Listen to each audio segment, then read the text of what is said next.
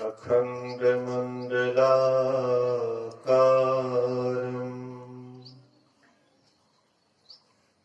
व्याप्तं येन चराचरम् तत्पदं दर्शितं येन तस्मै श्री गुरुवे नमः। धन्य धन्य सद्गुरु सुखद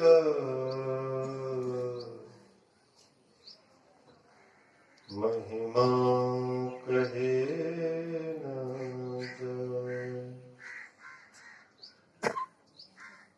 जो कछ कहूँ तुम्हारी कृपा मोते कछो न बसाए। सर्वत्र सर्वदा वर्तमान सद्गुरु महाराज जी के पावन चरणों में कोटि कोटि नमन। उपस्थित गुरुजन, धर्म प्रेमी सत्संगी बंधुओं, पूजनीय माताओं तथा भक्तिमती बहनों,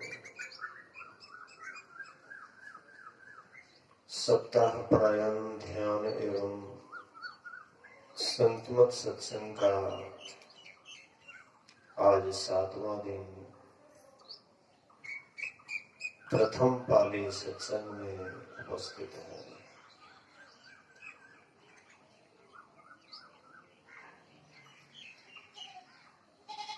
अभी हम लोग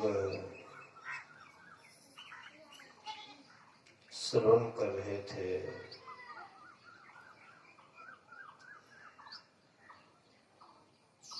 ध्यान बिंदु उपनिषद का पाठ किया गया। पाठ में आप लोगों ने सुना, यदि शैल समम पापम विस्तृणम बहुयोजनम भिद्यते ध्यान योगेन नान्यो भेदः कदाचन। कई योजन तक पहाड़ के समान यदि पाप राशि है तो वह ध्यान योग से नष्ट हो जाता है। इसके समान पापों का विनाश करने वाला कभी कुछ नहीं हुआ है। संसार में जितने भी काम हैं, ध्यान के सामने में सब काम आसान है। ध्यान सबसे कठिन काम है। आप कहिएगा ये तो आसान काम है, आंख बंद करके बैठ जाते हैं, कोई काम धाम भी नहीं करना पड़ता है, कोई मेहनत भी नहीं करना पड़ता है, शरीर को सीधा रखना है, आसन से बैठ जाना है, आंख बंद कर देना, ये कौन बड़ी बात है? ये तो सबसे हो सकता है। लेकिन आप देखें, बढ़िया से अगर आप दृष्टिपात करेंगे तो आपको पता लगेगा कि प्रायः हम आप ध्यान से भागते हैं।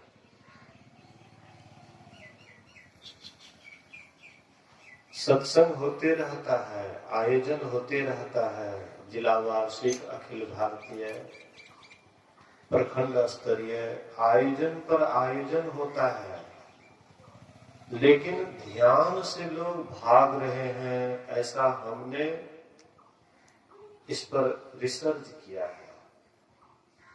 मैं इस पर विचार किया हूं कि लोग ध्यान से भागते हैं।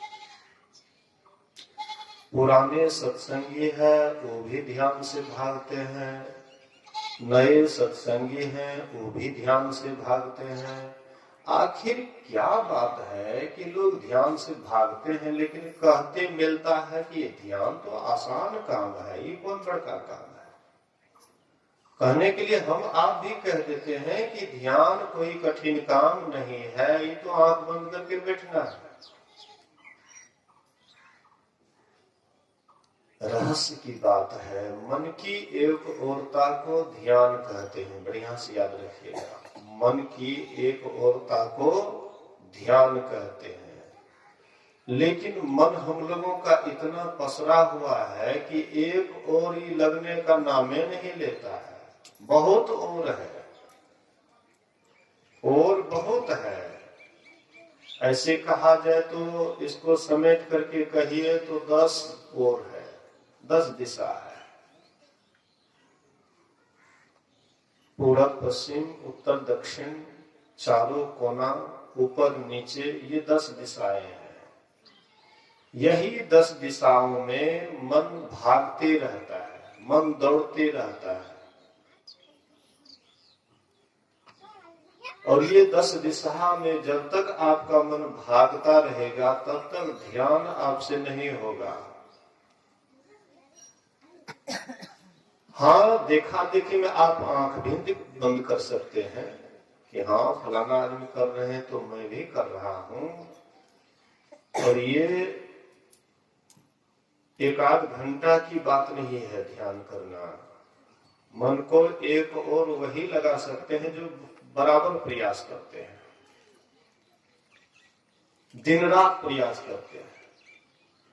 दिन रात जिसको लगन लग जाता है, मन उधरे जिसका चिंतन करते रहता है, मनन करते रहता है, विचार में वही बात आते रहता है, तो उसी का मन एक और होता है। बाद बाकी तो हम लोगों का मन ऐसे फैला हुआ है जैसे सरसों की पोटली जब फैल जाता है तो उसको समेटने में बड़ी परेशानी होती है।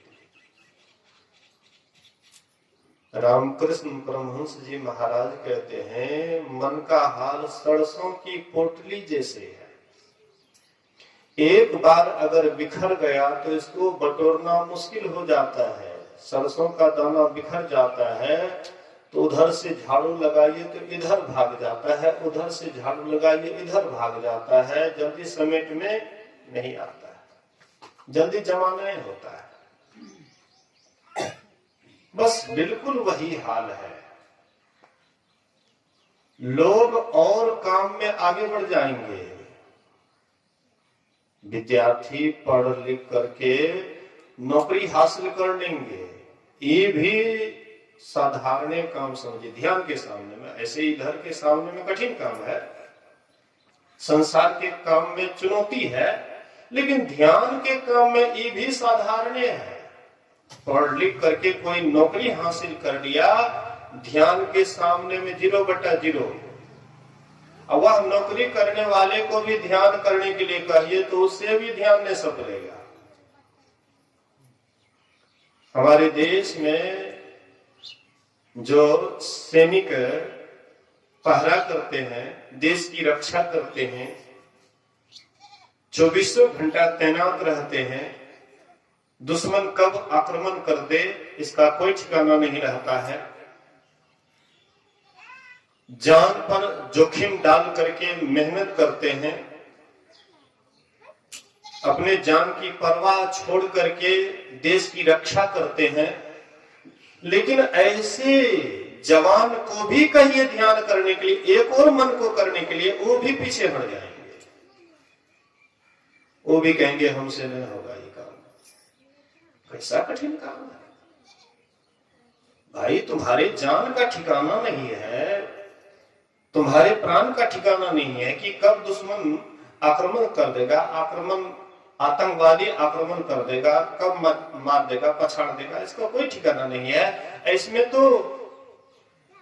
जान पर जोखिम भी नहीं डालना पड़ता है। सुख से बैठो अपनी महल, राम भजन है अच्छा रे।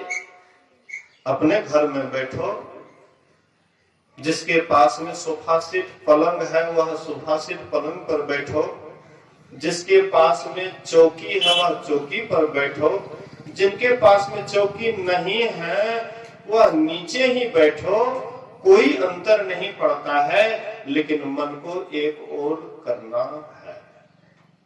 सीधी सी बात है। और इसके लिए जब बैठे चूत और तब निकले सूत।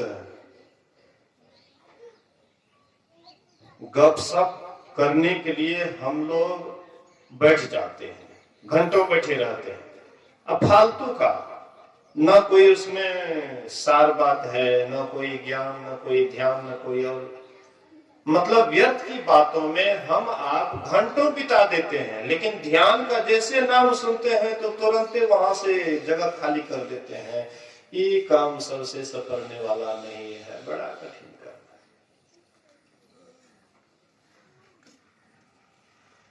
संत महात्मा यही काम किए, इसीलिए पूज्य हुए, इसलिए हम उसको आदर करते हैं, प्रणाम करते हैं। है ये कि नहीं, हम भी वही हैं जो संत महात्मा है, वही हम हैं। हम दूसरे नहीं हैं, हम अलग नहीं हैं, हम में उनमें कोई फर्क नहीं है। वे जग गए, हम सोए हुए हैं, इतना ही फर्क है कि हम सोए हुए हैं, वे जग गए। जो उनके अंदर था वही हमारे अंदर में है। अंतर क्या है? कोई अंतर नहीं है। हम कहते गुरु महाराज महान है, तो आपके अंदर में क्या महानता की कमी है? आप क्यों नहीं महान हैं? गुरु महाराज साधना की तो आप काहे पीछे हट रहे हैं? आप क्यों भाग रहे हैं साधना से? बढ़िया से गौर से देखिए,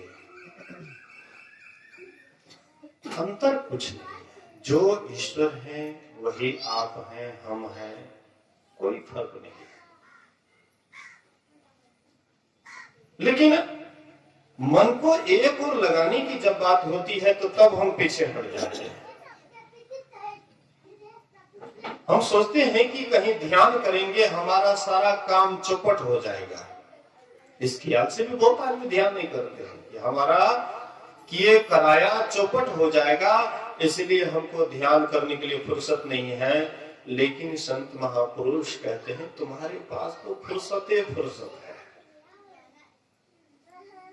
तुम्हारे पास फुर्सत है, पर तुम अपने को इतना व्यस्त किए हुए हो कि शायद तुमको पता नहीं लगता है।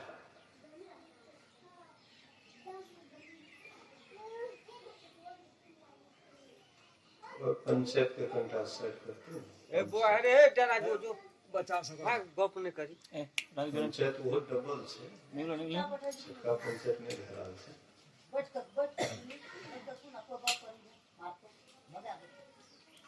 बोलिए श्री सद्गुरु।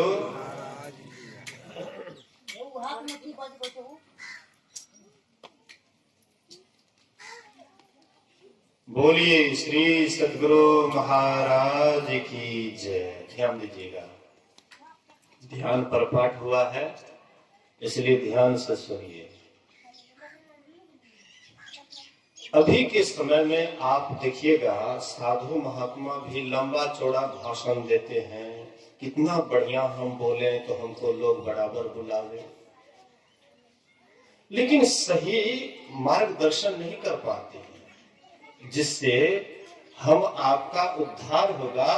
मार्गदर्शन सही नहीं कर पाते हैं, केवल आपको फंसा करके रखते हैं कि तुम मेरा होकर के रहो, मैं तुम्हारा हो जाऊं, तुम मेरा होकर के रहो, लेकिन सही उपदेश सही ज्ञान नहीं दे पाते हैं।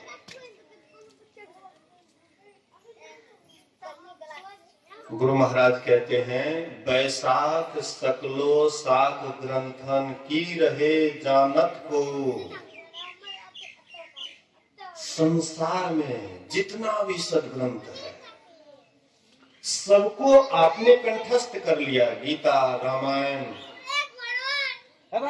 जितने भी ग्रंथ हैं सबको आपने कंठस्थ कर लिया, पर ध्यान की बारी आती है तो सब जितना भी ग्रंथ है सब ग्रंथ थोथा पड़ जाता है।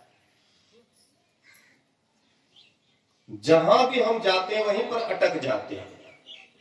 और ध्यान आपको बतलाता है कि कहीं भी जाओ लेकिन वहां पर अटको मत, लक्ष्य तुम्हारा केवल वहीं पर रहना चाहिए। गीता पढ़ो, रामायण पढ़ो, श्रुति स्मृति जितने भी सदग्रंथ है पढ़ो, लेकिन ख्याल तुम्हारा, ध्यान तुम्हारा केवल उधर ही रहना चाहिए। हम लिखना जानते हैं दोनों हाथ से, लेकिन हम मिटाना नहीं जानते। लिखने के लिए लिखना आता है तो दोनों हाथ से, मिटाने नहीं, मिटाना आता है तो दोनों हाथ से, लिखना नहीं आता। लेकिन इसमें मिटाना है, ध्यान में मिटाना पड़ता है। जितना कुछ भी हम याद करते हैं, सत्संग में जाते हैं, साधु महात्मा से सुनते हैं, सबको भूलने का काम है ध्यान। बहुत बात याद करने का ध्यान नहीं है। ध्यान उससे नहीं हो सकता जो बहुत बात याद रखते हैं। जो भूलने के लिए जानते हैं, जो भूलने के लिए जानते हैं, उसी से ध्यान हो सकता है।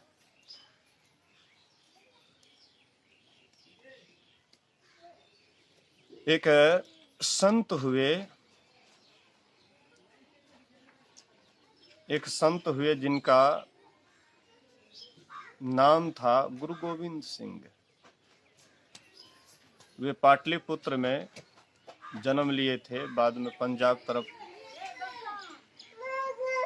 चले गए। सिख धर्म में सबसे अंतिम 10वें गुरु गोविंद सिंह हुए। लेकिन जब गुरु गोविंद सिंह महापुरुष संत हुए, उस समय में दुश्मन देश पर चढ़ाई कर दी। वैदिक धर्म को एक तरफ से साफ करते जा रहे थे। या तो इस्लाम धर्म कबूल करो या मरने मिटने के लिए तैयार हो जाओ। लेकिन आश्चर्य की बात है, वैदिक धर्म कभी भी किसी पर जबरन नहीं करता है। आपने कभी सुना है कि वैदिक धर्मावलंबी किसी देश पर चढ़ाई किया या किसी देश को लूटा या किसी से ये बात कहा कि वैदिक धर्म कबूल करो या नहीं तो मरने मिटने के लिए तैयार हो जाओ? कभी ऐसा वैदिक धर्मावलंबी नहीं किए। लेकिन अन्य जितने भी हैं, वे लोग इस तरह से किए कि या तो इस्लाम धर्म कबूल करो या मरने के लिए तैयार हो जाओ। आश्चर्य की बात, क्योंकि यह वैदिक धर्म किसी का थोपा हुआ धर्म नहीं है, किसी का बनाया हुआ धर्म नहीं है। ये ऑटोमेटिक है। सबसे पुरातन, सबसे सनातन ये वैदिक धर्म है। और इसीलिए ये किसी के माथे पर थोपा नहीं जाता है, आपको स्वतंत्र कर देते हैं। अगर आपके दिमाग में जच जाए तो आप इसका पालन कीजिए, ना जचे तो कोई जबरन नहीं है। ये जबरन किसी को माथे पर थोपता नहीं है। लेकिन और धर्म जितने भी संसार में सब जबरदस्ती थोपा जाता है, लालच दिया जाता है। ईसाई लालच देते हैं आपको, पैसे की लालच, क्योंकि हम भिखारी दरिद्र हैं। जब से ये भारत लूटा गया अंग्रेजों के द्वारा, तब से ये दरिद्र हो गया। पैसा के द्वारा हम ईसाई धर्म को कबूल करते हैं, इसलिए कि अधिक पैसे मिलेंगे। जहां जहां नीचे वर्ग के लोग हैं हमारे भारत में, जहां जहां नीचे वर्ग के लोग हैं, वहां वहां वे संस्था खोल देते हैं और उनको फ्री पढ़ा करके, लालच दे करके ईसाई धर्म कबूल करवाते हैं। मतलब जबरन माथा पर थोपते हैं, लालच दे करके। लेकिन वैदिक धर्म आज तक आपने कहीं नहीं सुना होगा कि किसी के माथे पर थोपा गया कि तुमको कबूल करना पड़ेगा, जबरदस्ती कबूल करना पड़ेगा, नहीं तो मरने मिटने के लिए तैयार हो। ये कभी भी किसी के ऊपर हावी नहीं हुआ, जबरदस्त नहीं किए। स्वतंत्र धर्म है। ये आपको परतंत्रता से मुक्त करते हैं, स्वतंत्रता दिलाते हैं। और धर्म का नाम वही है, धर्म उसी को कहते हैं जो आपको स्वतंत्र कर दे, हर तरह से स्वतंत्र कर दे, शरीर से भी स्वतंत्र कर दे, संसार से भी स्वतंत्र कर दे।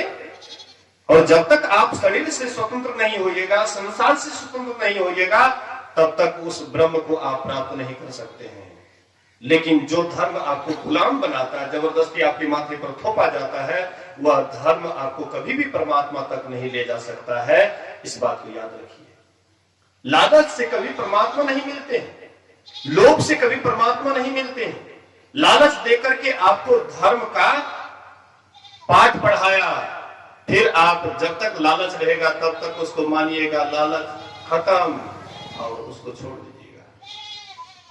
ज्यादा दिन तक वह टिकने वाला नहीं है। इसलिए सृष्टि के आरंभ में, जब सृष्टि जिस समय में हुई थी, उसी समय में ब्रह्म ईश्वर परमात्मा के द्वारा यह वैदिक धर्म का निर्माण हुआ।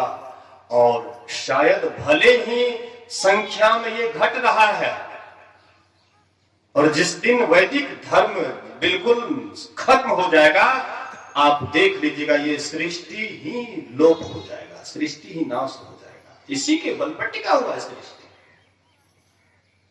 वैदिक धर्म के ही बल पर यह सृष्टि टिका हुआ है। भारत को इसीलिए विश्व गुरु कहा है। किधरों से भटक करके आया, तो यही भारत में वे शरण पाए और सही स्वतंत्र धर्म प्राप्त करके और वे अपने आप को आजाद किए। इसलिए हम आप वैदिक धर्मावलंबी हैं। ये किसी को जबरदस्ती नहीं किया जाता है, आपको स्वतंत्र कर देते हैं।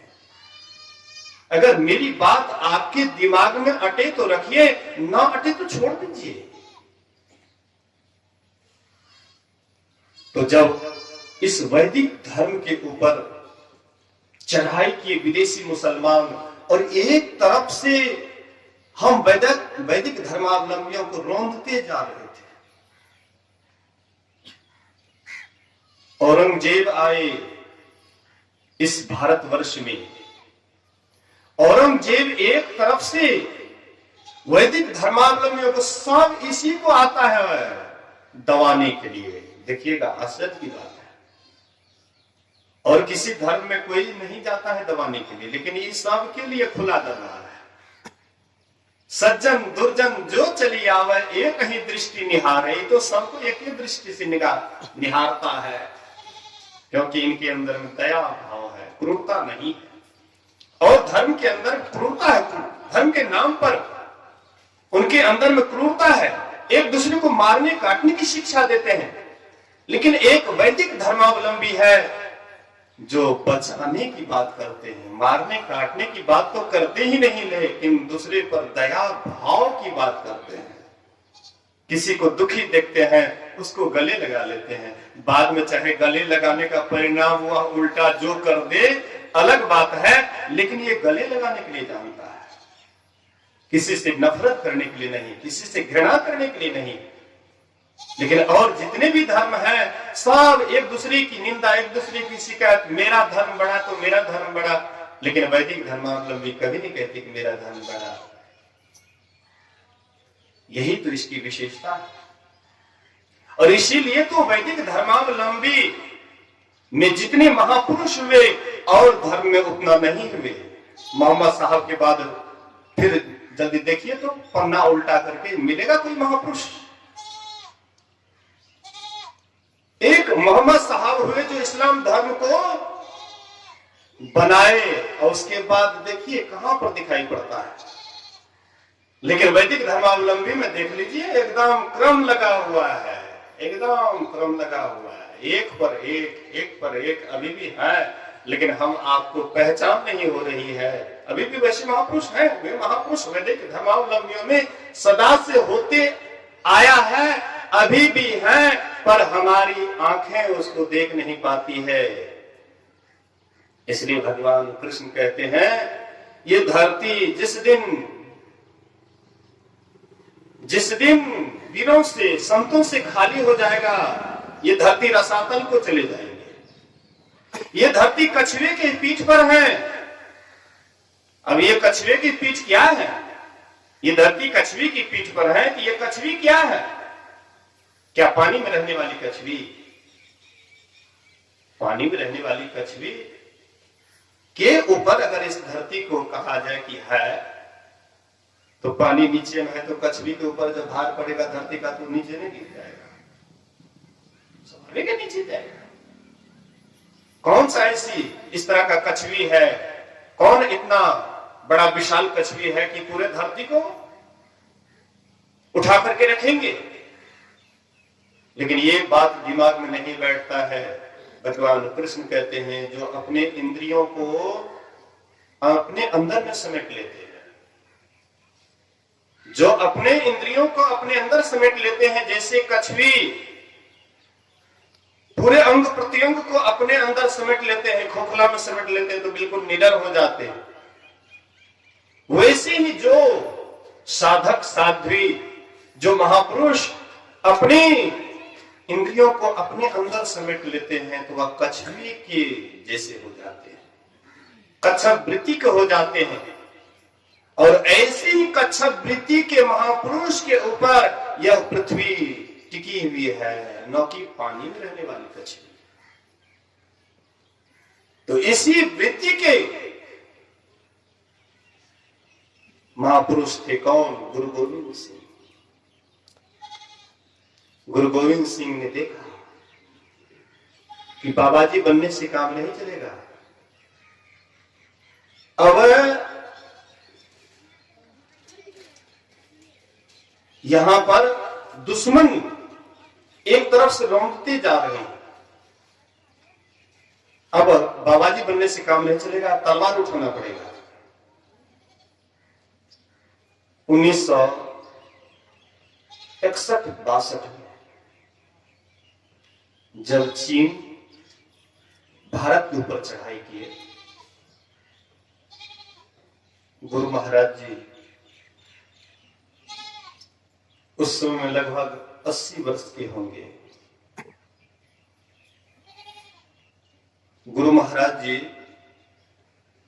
पूरे आश्रम वासी जितने भी सेवक सत्संगी लोग थे, शाम के समय सबको बुलाए और सबको बुला करके गुरु महाराज कहते हैं कि हमारे देश के ऊपर में बहुत बड़ा संकट आ गया है। हम अगर परतंत्र हो जाएंगे, गुलाम हो जाएंगे, तो ये परमात्मा का ध्यान भजन भी मुश्किल हो जाएगा। लोग हमें नहीं करने देंगे, परतंत्र में हमें नहीं करने देंगे, वे बाधा पर बाधा डालेंगे। इसीलिए हमारे देश के ऊपर में यह संकट है, यह कठिनाई है। इसलिए सब कोई परमात्मा से प्रार्थना करें ताकि हमारे देश के ऊपर में जो संकट आया है, विपत्ति आया है, वह परमात्मा की कृपा से टल जाए। गुरु महाराज जी शाम के समय में सबसे ध्यान करवाते हैं कुछ देर और उद्घोषणा करते हैं कि जो भी इस देश में रहने वाले हैं, अगर देश पर विपत्ति आए तो उनको हर हमेशा तैयार रहना चाहिए लड़ने के लिए दुश्मनों से। मेरी उम्र 80 वर्ष की हो रही है, अगर सरकार मुझे अभी भी बंदूक उठाने के लिए कहे तो मैं बंदूक उठाने के लिए तैयार हूं, क्योंकि देश पर संकट आ गया है, विपत्ति आ गई है। किसी को भी देश से मुख नहीं मोड़ना चाहिए। संकट के समय में सरकार का सहयोग करना चाहिए। उद्घोषणा करते हैं और उसी 12 बजे रात को घोषणा होती है कि युद्ध विराम हो गया। बोलिए श्री सद्गुरु।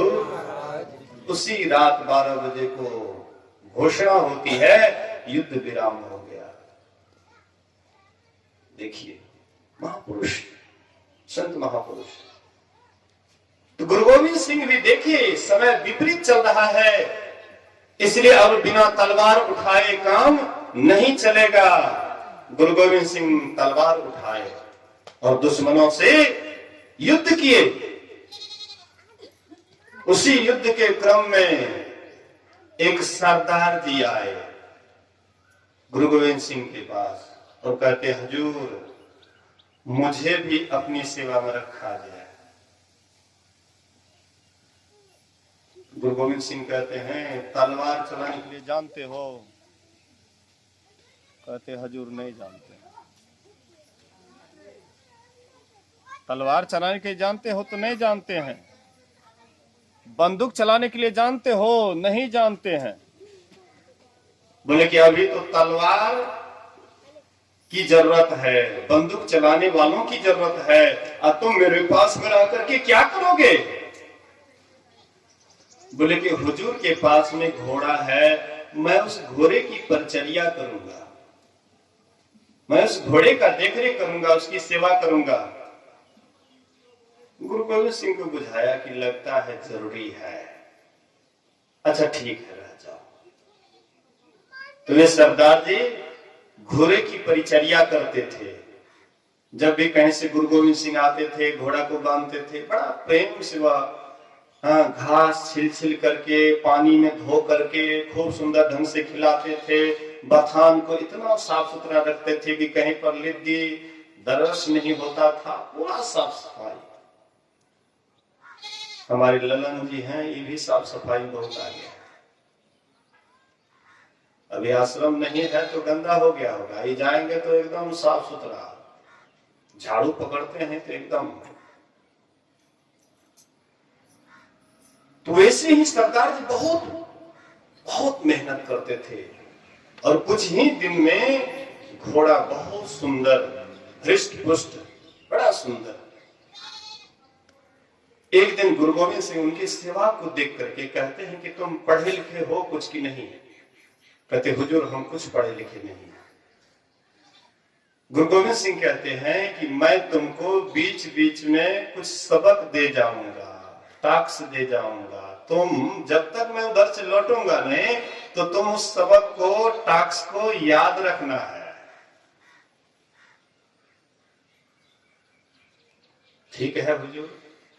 तो जब जब ये जाते थे गुरु गोविंद सिंह कहीं, तो सबक दे करके उनको जाते थे, प्रायः सबक दे करके जाते थे। एक दिन सुबह सुबह सवेरे सवेरे गुरु गोविंद सिंह तैयार हुए, तुरंत घोड़ा पर बैठे, अब तुरंत चलने लगे।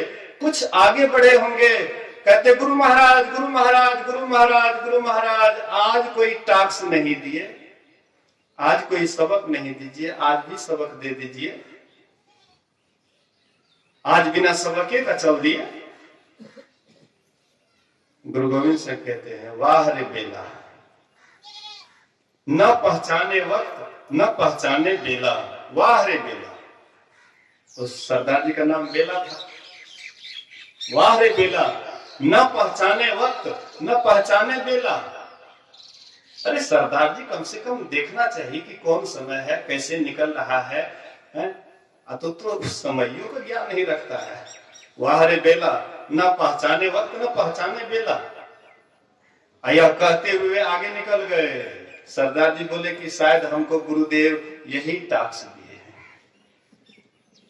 वाह रे बेला, न पहचाने वक्त न पहचाने बेला, आज का शायद हमें गुरुदेव यही टास्क दिए हैं। और गुरु गोविंद सिंह गए तो कुछ लंबा समय के लिए, 1-2 सप्ताह के लिए बाहर निकल गए।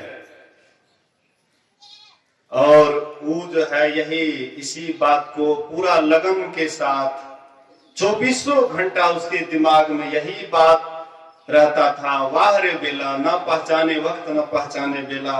2400 घंटा यही बात उनके दिमाग में होते रहता था। जब तक मैं गुरुदेव आए लौट करके, गुरु गोविंद सिंह लौट करके आए, तब तक में उनके अंदर का तवज्जो खुल जाता है, भीतर में अनहद ध्वनि होने लग जाती है, परमात्मा का आवाज होने लग जाता है। मधुर मधुर धुनी मृदंग सुनी जाए, एकदम मधुर मधुर आवाज उनके भीतर में होने लगा। मन तो उसका इतना आनंदित, इतना प्रफुल्लित, चेहरा इतना खिला हुआ, क्या कहना है। लेकिन अगल बगल के और सरदार से थे, कहते थे कि देखो ये कैसा पगला गया है। गुरु महाराज तो बोले कि समय का तुमको कोई ज्ञान नहीं है, इसलिए तुमको समय का ज्ञान रखते हुए कोई काम करना चाहिए। ये तो उसी को रट रहा है दिन रात, वाह रे बेला, न पहचाने वक्त न पहचाने बेला। देखो कैसा मूर्ख है, लेकिन बेचारे उसी को रटते रटते उनके भीतर का रास्ता खुल जाता है, अंदर का आंख खुल जाता है, भीतरे भीतर एकदम उस आवाज में लवलीन रहने लगे, आनंदित रहने लगे।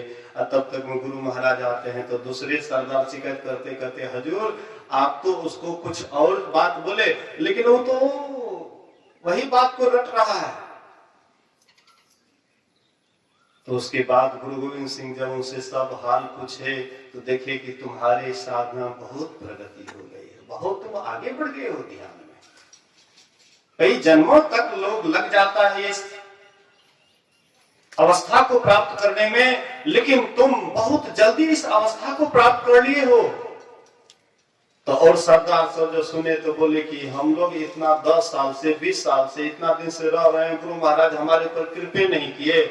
आई 2-4-5 महीना हुआ है सरदार जी को, देखो इनके अंदर का तवज्जो खुल गया है, अंदर का रास्ता मार्ग मिल गया है, इसलिए हम लोग अब नहीं रहेंगे गुरु महाराज की सेवा में, अब हम लोग लोटिया पुटिया उठाते हैं, चलते हैं। तो गुरु महाराज कहते अच्छा ठहर जाओ, आज रात्रि विश्राम कर लो, कल सुबह तुम लोग यहां से चले जाना। गुरु गोविंद सिंह कहते हैं कि भांग लाओ और उसको शिला लोढ़ी पर रगड़ो। सुनते हैं कि जितना शिला लोढ़ी पर भांग को रगड़ा जाता है उसमें नशा उतना ही बढ़ता है। खूब रगड़ रगड़ करके एक घड़ा घोल बनाए, घोल बना करके उसके बाद जो सरदार कह रहे थे कि हम चले जाएंगे, बोले कि इसको मुंह में लो और कुल्ला करके फेंक दो। जितना भी घड़ा में घोल था कुल्ला करते गए, फेंकते गए, कुल्ला करते गए, फेंकते गए। गुरु गोविंद सिंह कहते हैं कि क्या नशा चढ़ा? बोले गुरु महाराज आप घोटने के लिए नहीं बोले थे, बोले कि कुल्ला करके फेंक देने के लिए। तो कैसे नशा चढ़ेगा? जब तक अंदर नहीं जाएगा तो नशा कैसे चढ़ेगा?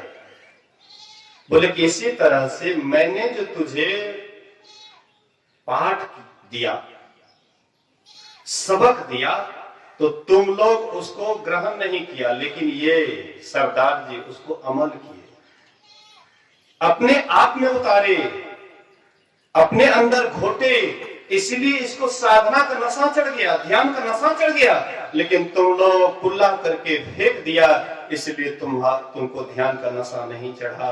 अब तुम्हारी इच्छा है रहो या ना रहो, अब तुम्हारी इच्छा है। कहते गुरुदेव अब रहेंगे, अब रहेंगे। मतलब कहने का हम आप भी संत महात्मा जो युक्ति बतलाते हैं, साधना की पद्धति बतलाते हैं, ध्यान की प्रक्रिया बताते हैं, अगर हम आप भी उसको बढ़िया ढंग से करते हैं, मनयोग पूर्वक करते हैं, मन को एक ओर करके करते हैं, तो उसमें हम आप भी जल्दी प्रगति कर लेते हैं। और जब बेमन से करते हैं तो जन्म जन्म तक ये अभ्यास चलता है, लेकिन कोई खास प्रगति नहीं होती है। 10 साल, 20 साल, 25 साल, 50 साल दीक्षा लिए हुए हो गया, लेकिन अभी तक ध्यान में कोई प्रगति नहीं हो रही है। कारण क्या है? केवल आप सत्संगियों का ये हाल है, सो बात नहीं है। साधु महात्मा भी बाघ का छाल ओढ़ करके वो भी खेत खा रहा है, उसका भी वही हाल है। मत पूछिए कि कपड़ा बदल लिए तो वो बहुत आगे बढ़ गए। हाँ, जिसके अंदर लगन लग जाता है, चाहे साधु हो या गृहस्थ हो, जिनके अंदर में ध्यान के प्रति लगन लग जाता है वही आगे बढ़ता है। अब बाद बाकी तो इधर सब अटका हुआ रहता है। इसलिए संत महापुरुष कहते हैं कि उस परमात्मा से प्रेम कीजिए, वह ईश्वर से प्रेम कीजिए। जो ईश्वर से प्रेम करेंगे, प्रेम करने का यही ध्यानचर्या है। आप सत्संग से प्रेम करते हैं, अच्छी बात है, लेकिन सत्संग से प्रेम क्यों करते हैं? अगर ध्यान नहीं करते हैं तो सत्संग से प्रेम करना ये तो पूरा प्रेम नहीं हुआ, ये अधूरा प्रेम है। लेकिन सत्संग से जो प्रेम करते हैं, अगर उनके अंदर में पूरा प्रेम होगा तो ध्यान के बिना उसको रहा नहीं जाएगा। महर्षि शाही स्वामी जी महाराज कहा करते थे कि सत्संग ध्यान क्या है? अन्न। ये शरीर में अन्न देंगे तो शरीर प्राण पखेरु बचेगा, है? अन्नगत प्राण है, ये कलयुग में अन्नगत प्राण है। अन्न नहीं दीजिएगा तो शरीर ही नहीं बचेगा, शरीर का ही नाश हो जाएगा। लेकिन सत्संग क्या है? पानी है। तो पहले अन्न दीजिएगा तब न पानी ऊपर से दीजिएगा। हम अन्न नहीं देंगे, खाली पानी पीते रहेंगे तो कब तक ये गाड़ी चलेगी? नहीं चलने वाली है। मतलब ध्यान को मानो अन्न, असत्संग को मानो पानी। दोनों की आवश्यकता है, ध्यान की भी आवश्यकता है, पानी की भी आवश्यकता है। लेकिन आजकल हम लोग क्या करते, खाली पानी पीने के पीछे रहते हैं। जिला वार्षिक अखिल भारतीय जितना भी कोई आयोजन होता है उसमें भीड़ तो हो जाती है, लेकिन ध्यान की बारी आती है तो सब धीरे धीरे हट जाते हैं, अलग हो जाते हैं, ध्यान से सब भागते हैं। तो जो सत्संगी इस पर मनन करते हैं, चिंतन करते हैं और गहराई से लेते हैं, साधना करते हैं, तो वही आगे बढ़ते हैं। हम आपको भी इस पर चिंतन करना है, मनन करना है और ध्यान में कैसे प्रगति हो उस बात को बराबर सुनते रहना है। गुरु महाराज के प्रवचन से ध्यान में बहुत प्रेरणा मिलती है। इसलिए आपको जब भी मौका मिले तो सत्संग सुधा सागर रखिए या गुरु महाराज जी का प्रवचन जो भी ग्रंथ में है उसको रखिए और कभी कभी पाठ कीजिएगा तो आपको लगेगा कि सही में ध्यान करना चाहिए। तो इन सारी बात को सुनिए, समझिए, जीवन में उतारिए। आज का यह अंतिम दिन का प्रथम पाली का सत्संग है और अपराह्न सत्संग अंतिम सत्संग है। अपराह्न सत्संग अंतिम सत्संग है। तो उस अपराह्न सत्संग में जमजूट करके आएंगे तो बड़ा अच्छा होगा। अपराह्न सत्संग में जमजूट करके आना है। और समय अगर कुछ चेंजिंग होगा तो उसके संबंध में थोड़ा विचार करेंगे, उसके बाद आपको बताया जाएगा। बोलिए प्रेम से श्री सद्गुरु महाराज की जय।